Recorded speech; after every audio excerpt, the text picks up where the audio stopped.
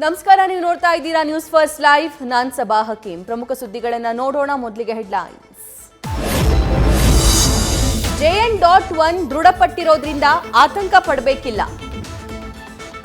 WHO ಕೇಂದ್ರ ಸರ್ಕಾರವು ಇದನ್ನೇ ಹೇಳಿವೆ. ಹಾಗಂತ ನಾವ್ಯಾರು ನಿರ್ಲಕ್ಷ್ಯ ವಹಿಸಬಾರದು. ಆರೋಗ್ಯ ಸಚಿವ ದಿನೇಶ್ ಗುಂಡೂರಾವ್ ಮಾಹಿತಿ.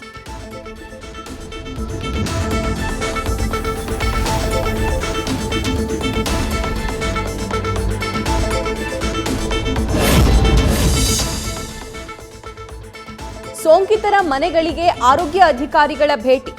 ಆಸ್ಪತ್ರೆಗಳಲ್ಲೂ ಆಕ್ಸಿಜನ್ ವ್ಯವಸ್ಥೆಯ ಪರಿಶೀಲನೆ. ಅಗತ್ಯ ಕ್ರಮಗಳನ್ನು ಕೈಗೊಂಡಿರೋದ್ರ ಬಗ್ಗೆ ಆರೋಗ್ಯ ಸಚಿವ ದಿನೇಶ್ ಗುಂಡೂರಾವ್ ಸ್ಪಷ್ಟನೆ.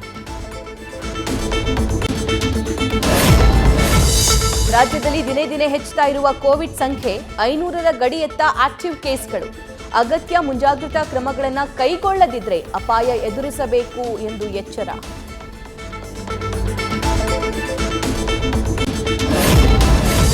JN.1 hotspot ಆಗ್ತಿದೆಯಾ Karnataka?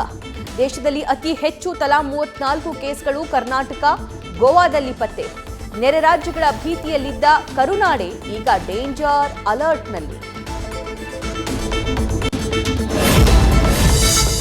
ರಾತ್ರಿ 1 ಗಂಟೆ ನಂತರ ಬಾರ್, ಹೋಟೆಲ್, ಪಬ್ ಕ್ಲೋಸ್. ಜನಸಂದಣಿ ಹೆಚ್ಚಿರುವ ಸ್ಥಳಗಳಲ್ಲಿ ಪಿಕೆಟಿಂಗ್ ಪಾಯಿಂಟ್.